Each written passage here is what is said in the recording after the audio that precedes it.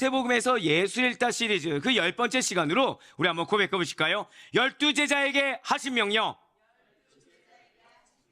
네, 12제자에게 하신 명령이라는 제목의 마태복음 10장 38절에서 39절까지의 말씀을 우리에게 허락해 주셨어요. 무엇입니까? 예수님의 제자로 살아가고자 하는 여러분과 제가 지켜야 될 명령이 과연 무엇인지를 우리가 알고 그리스도께 위임받은 그 사명을 끝까지, 그것도 의기소침해서가 아니라 힘차고 당당하게 완수하는 여러분과 제가 되기를 원하시고 계시다라는 것이죠. 자, 사랑하는 성도 여러분들, 지난 주일에 우리는 어떠한 말씀을 듣고 한 주간을 붙들며 살 수가 있었습니까? 목자 없는 양이 고생하며 기진할 수밖에 없다라는 거예요. 그 기진한 모습을 불쌍히 여겨주시는 예수님의 긍휼하심, 그분의 자비하심에 대해서 알 수가 있었다는 것이죠. 더불어서 추수할 것은 많지만 일꾼이 적어서 하나님께 우리가 나에게 붙여준 그 영혼이 믿음의 동역자가 될 수 있도록, 더불어서 복음 전파의 사명을 감당할 믿음의 사역자들을 많이 보내달라고, 많이 변화시켜달라고 간구해야 된다는 사실, 또한 변화될 것을 믿어야 된다는 사실 또한 우리는 알 수가 있었습니다. 자, 그리고 이제 예수님께서는 공생의 3년이 지나고 나시면 지상사역을 마치시고 하늘로 승천하게 되실 것입니다. 이젠 드디어 본격적인 그 사역의 궤도에 앞서기 시작했다라는 거예요. 그래서 당신을 대신하여 복음 사역을 지속해서 나갈 제자들을 구별하여 부르셨다는 것이죠. 바로 마태복음 10장 1절부터 4절까지의 말씀입니다. 예수께서 그의 12제자를 부르사 더러운 귀신을 쫓아내며 모든 병과 모든 약한 것을 고치는 권능을 주시니라. 12사도의 이름은 이러하니 베드로라는 시몬을 비롯하여 그의 형제 안드레와 세베대의 아들 야고보와 그의 형제 요한, 빌립과 바돌로메, 도마와 세리마테, 알페오 아들 야고보와 다데오, 가나아인 시몬 및 가룟 유다, 곧 예수를 판 자라. 아멘. 그렇습니다. 분명히 예수님께서는 3대 사역을 행하셨어요. 가르치고 천국 복음을 전파하셨습니다. 그리고 절대 고백하실게요. 죄라는 질병을 치유하셨습니다. 그렇습니다. 우리는 치유사역의 근원적인 치유가 무엇인지를 우린 지난주에 들어서 알고 있어요. 치유사역을 하셨습니다. 그래서 그 말씀을 이어서 지금 1절에서도 치유하는, 고치는 권능을 제자들에게 주셨다라고 지금 말씀하고 계시다는 거죠. 그러면서 고치는 권능을 누구에게 주셨습니까? 지금 여기에 자랑스러운 예수님의 제자들의 명단이 기록되어 있다는 거예요. 이 제자들은 복음사역을 위한, 결국 복음사역이 무엇입니까? 죄라는 질병에 걸린 영혼들을 치유하는 사역입니다. 그 사역을 위한 충분한 자질과 자격을 갖추기 위해 예수님으로부터 천국과 하나님 나라의 비밀, 그리고 구원의 진리에 대해서 배웠다는 것이죠. 뿐만 아니라 예수님과 함께 살면서 그분께서 살아가시는 모습, 그분의 행동, 그분의 말을 보고 들으며 익혔습니다. 그렇습니다. 그리스도의 제자가 어떠한 삶을 살아가야 하는지 그들 스스로는 결코 만들어낼 수가 없어요. 제자가 어떠한 삶을 살고 어떤 사명을 이루어야 되는지는 스스로는 발견할 수가 없습니다. 절대 고백하실게요. 나는 발견할 수 없습니다. 예, 맞습니다. 우리가 제자가 어떤 길을 가야 된다, 내가 만들 수가 없다는 거예요. 우리가 제자는 이런 길을 가는 거지 라고 하면서 다른 것을 통해서 발견할 수가 없다는 것이죠. 제자는 반드시 기억하시길 바라요. 고백하실까요? 오직 예수님만을 통해. 이걸 잊으시면 안 돼요. 제자는 오직 예수님만을 통해서 그리스도의 제자로서의 삶을 익힐 수가 있다는 것입니다. 제자는 말 그대로 배우는 자입니다. 당연히 배우기만 해서는 안 되겠죠. 왜냐하면 제자는 익히는 자라는 뜻도 가지고 있기 때문이라는 거예요. 그럼 제자는 무엇입니까? 예수님으로부터 배우고 예수님으로부터 익히는 자, 이것이 제자인 줄 반드시 믿으시길 바라겠습니다. 그렇습니다. 지금 예수님께서 부르신 12명의 제자들은 다른 누구의 제자가 아닙니다. 예수님께서 불러주신 그 제자들, 예수님으로부터 듣고 배우고 예수의 삶을 익혀서 그대로 따라 행할 자들이 바로 12명의 제자라는 거예요. 자, 그런데 지금 약간 이상한 단어로 우리가 보기 시작합니다. 마태복음 12장 2절 말씀을 좀 자세히 보시면 12명의 제자를 12명의 제자다라고 말하고 끝나지 않고 있다는 거예요. 12사도라고 다르게 부르고 있다는 것이죠. 아니 12명의 제자들을 지금 12사도라고 다시 명명하여 부르고 있는 것입니다. 아니 제자는 제자인데 그럼 사도는 또 무엇입니까? 자, 우리는 방금 전에 제자는 예수님으로부터 배우고 예수님으로부터 익히는 자, 누구를 따라해야 된다고요? 예수님을 따라 행하는 자가 제자라는 걸 알았어요. 그럼 사도는 또 무엇입니까? 자, 사도는 절대 고백하실까요? 보냄을 받은 자. 네, 그렇습니다. 사도는 보냄을 받은 자, 그 가운데서도 특정한 사명을 위해 공식적으로 보내어진 자들을 가리킵니다. 그 가운데서도 지금 일부러 기록을 해두었어요. 예수님께 특별한 사명을 받은 12제자를 비롯한 소수의 제한된 사람들에게만 주어진 호칭이 사도라는 것입니다.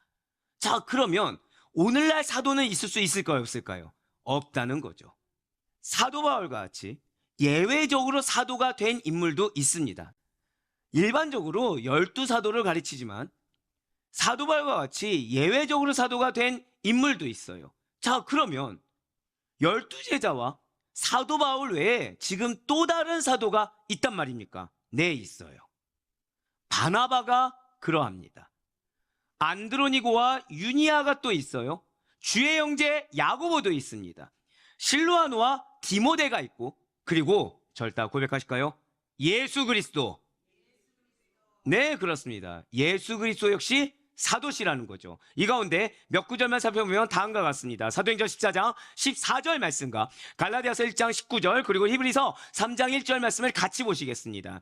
두 사도 바나바와 바울이 듣고 옷을 찢고 무리 가운데 뛰어들어서 소리질러. 자, 사도행전 14장 14절에서도 바나바 바울을 뭐라 일컫고 있죠? 사도라고 일컫고 있습니다. 19절 말씀입니다. 주의 형제 야고보 외에 다른 사도들을 보지 못하였노라. 지금 야고보 역시도 뭐라고 말하고 있습니까? 사도라고 말하고 있어요. 자, 그런데 히브리서 3장 1절 말씀 우리 다 같이 읽겠습니다. 시작. 그러므로 함께 하늘에 부르심을 받은 거룩한 형제들아, 우리가 믿는 도리의 사도시며 대제사장이신 예수를 깊이 생각하라. 아멘.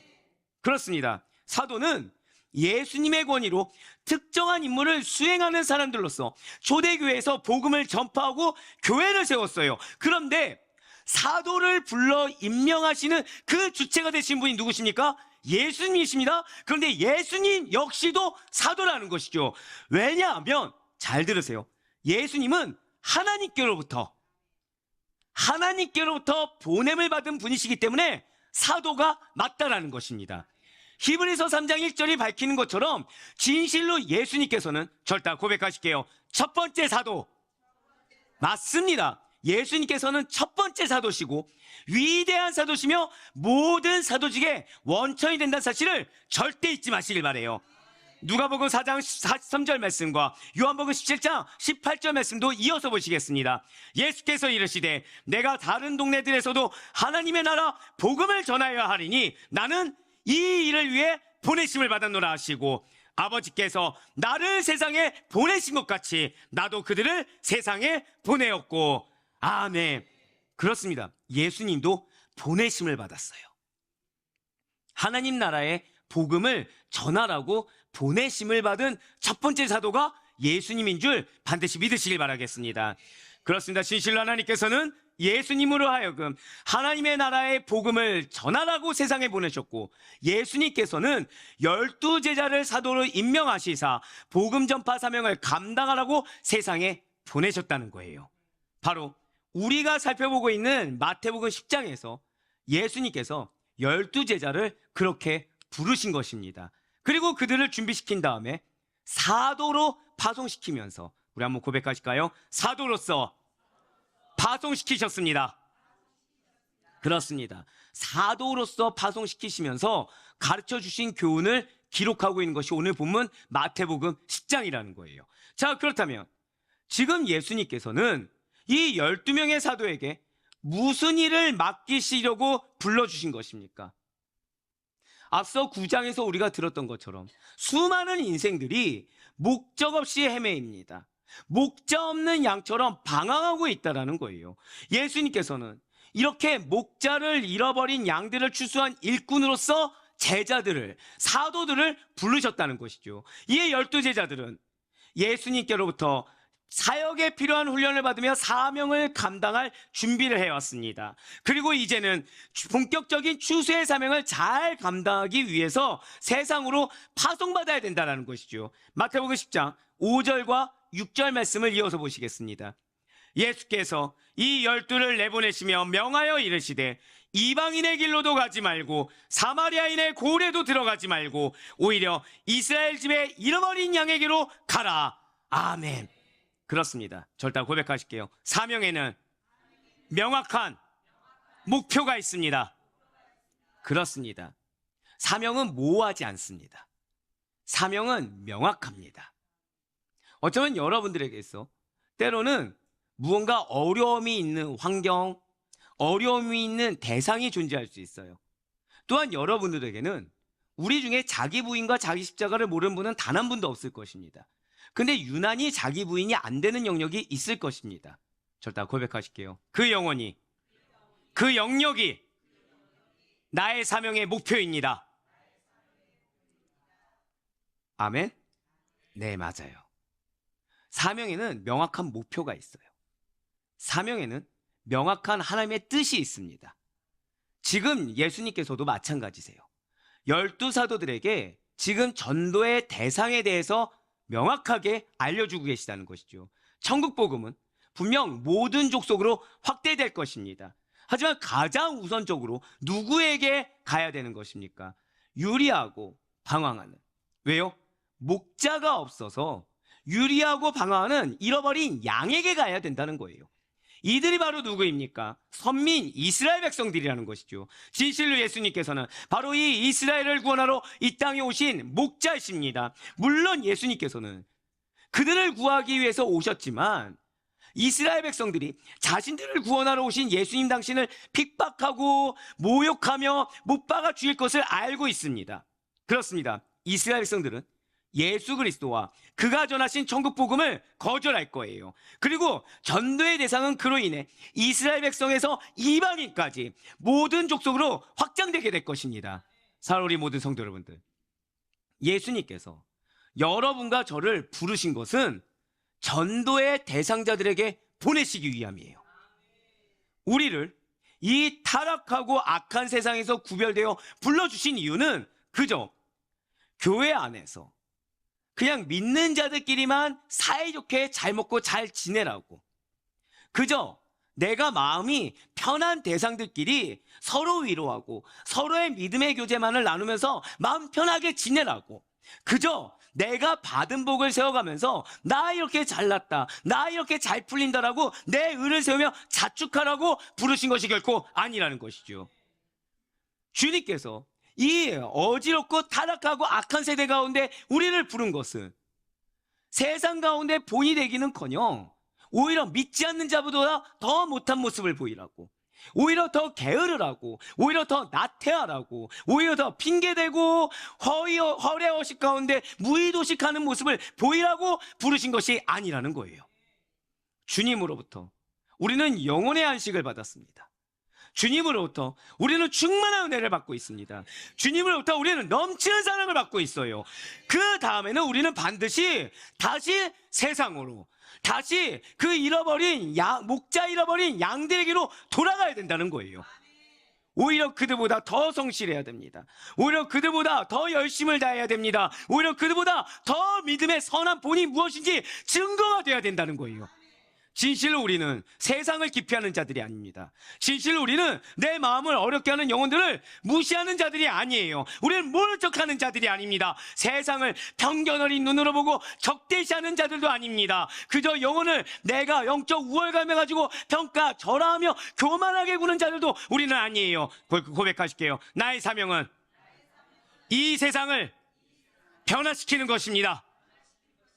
그렇습니다.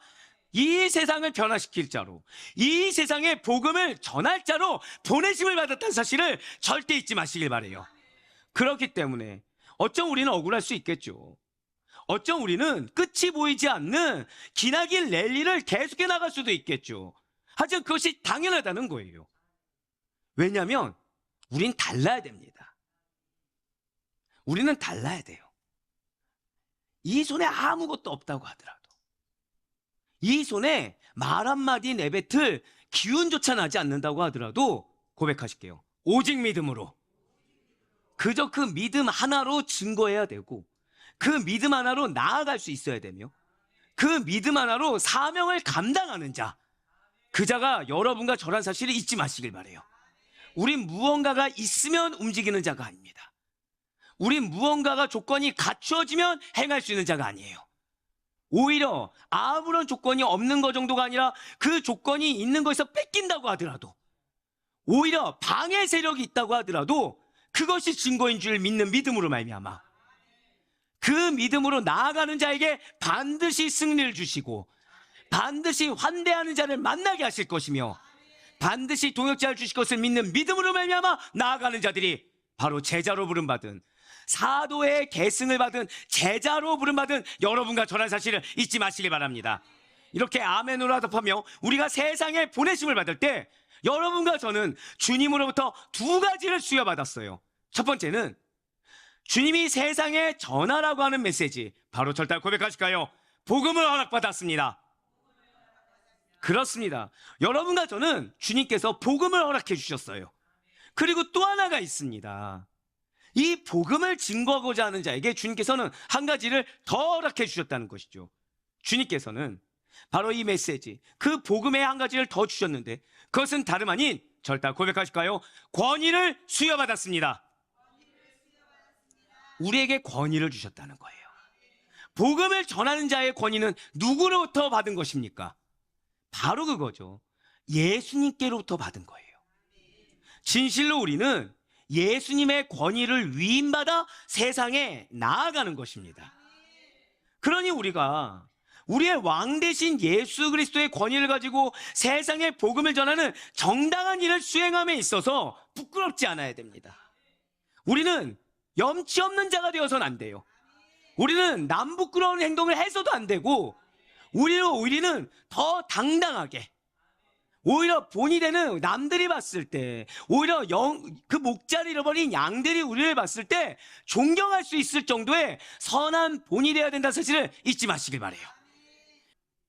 사랑하는 성도 여러분들, 주님께서는 여러분들에게 영혼을 붙여주셨습니다. 우리에겐 사명이 있습니다. 붙여주신 데는 이유가 있어요. 누차 강조하는 거지만 변화되지 않을 영혼을 붙여주신 것이 결코 아닙니다. 고난이 있죠. 하지만 반드시 변화됩니다. 그래서 끝까지인 거예요. 그런데 지금 마태복음 10장 39절에서 말하는 이 목숨이라는 것은 단순한 육체적 생명과 호흡만을 가리키는 것이 아닙니다. 어떤 시간적인 개념까지만 바라는 것이 아니라는 거예요.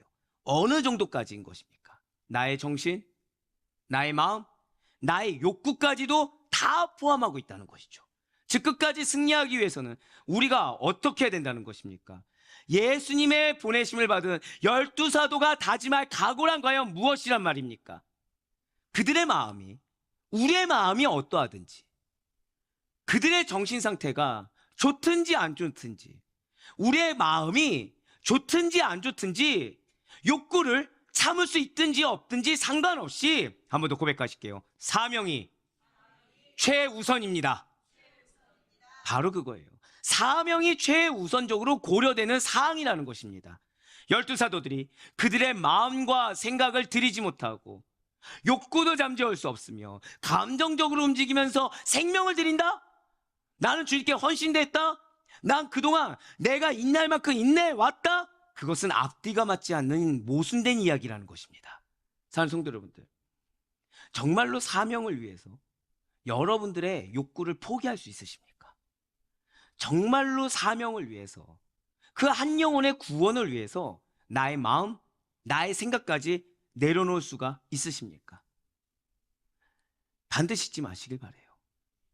이거는 질문이 아닙니다. 사실 이 질문은 답이 정해져 있어요. 내 생각과 맞지 않다고 하더라도 전해야 됩니다. 마음이 편치 않거나 내키지 않는다고 하더라도 복음을 증거하기 위해서는 희생할 수 있어야 돼요. 내가 우선적으로 해결하고 싶은 욕구가 있다고 하더라도 그것보다는 영혼의 구원이 우선입니다.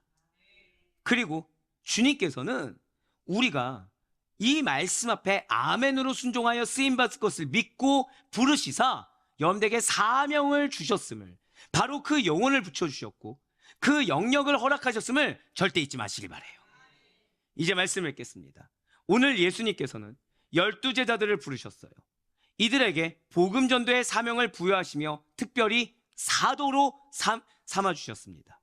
그리고 12사도들은 예수님의 지상사역을 그대로 위임받아서 복음을 전파하는 임무, 즉 죄라는 질병에 걸린 영혼들을 치유하는 임무를 그대로 수행하게 됩니다. 이러한 사명을 감당할 때 반드시 뒤따라오는 것은 주님이 당하신 고난과 동일한 것들입니다. 그 가운데 제자들은 주님께서 주신 지혜와 주님께서 몸소 보여진 성결한 삶을 배우고 익히며 증거가 돼야 돼요. 그리고 그들의 자세는 담대해야 됩니다. 그들의 자세는 당당해야 돼요. 복음을 들고 나 혼자만의 세계에 머물러 있는 것이 아니라 세상으로, 영혼들에게로 나아갈 수 있어야 되는 것입니다. 바로 이때 주님께서 당신의 제자들에게 그 영혼 구원의 사명을 위해서, 우리의 사명을 위해서 십자가를 지고 따르라 라는 그 희생과 헌신의 정도가 어디까지였습니까? 나의 몸, 나의 마음, 나의 생각, 나의 욕구까지도 버릴 수 있는 단계요. 이 단계는 어디까지라고요? 끝까지인 것입니다. 우리 아대표교회 성도 여러분들, 아무것도 아닌 우리를 부르신 분이 예수님이십니다. 우리는 무엇으로도 갚을 수 없는 빚을 졌습니다. 이 빚을 진 자가 내가 무언가 필요한 것이 있다라고 사명보다 이 필요가 앞서야 되고, 내가 지금 다급한 것이 있다고 해서 주의 뜻보다 다급한 것이 앞서서는 안 됩니다. 제자는 나보다도 주님이 더 우선된 자예요. 제자는 나보다도 주님의 사명이 우선된 자입니다. 그러한 우리들에게 주님께서는 당신의 권위를 부여하셨어요. 그렇습니다. 우리는 모두 다 은혜를 바랍니다. 우리는 능력의 삶을 바랍니다. 우리는 주님의 권위를 경험하길 원하고, 우린 주의 역사하심을 내 삶에 체험하길 원합니다. 그러기 위해서는 한 가지만 놓치지 않으셔야 돼요. 사명이 우선입니다. 당신의 사명을 감당할 자에게 주님께서는 은혜를 더하시는 거고, 사명을 감당하러 나아가는 자에게 권위를 주시는 거예요. 우리는 때로 왜 분명히 복음을 증거하는 자에게 주님께서 역사하신다고 하는데 왜 이 영혼은 변하지 않지라고 생각을 합니다. 여러 가지 어떠한 이유가 있겠지만 가장 큰 거는 이미 내가 이 영혼을 상대하는 데 있어서 이 영혼의 변화, 이 영혼의 구원보다 내가 원하는 무언가 다른 세상적인 욕구가 더 앞섰다는 거예요. 그러니 권위가 없죠. 그러니 은혜가 없죠. 나의 세상적인 욕구가 더 있는데 어떻게 변화가 되고 어떻게 내 삶 가운데 이 영역이 주의 권위로 말미암아 주의 역사를 볼 수가 있단 말입니까? 주님께서는 여러분들을 쓰길 원하십니다. 주님 여러분들 삶 가운데 역사하길 원하십니다. 당신의 권위를 경험하길 원하십니다. 그래서 무엇이 우선인지를 잊지 말라고 오늘 우리에게 말씀을 허락하셨어요. 이렇게 부여받은 권위를 가지고 나의 세상적인 욕구나 나의 세상적인 필요를 채우는데 악용하는 것이 아니라 최대의 선물인 복음을 당당하게 선포할 수 있는 여러분의 입술과 삶이 되길 간절히 소망합니다.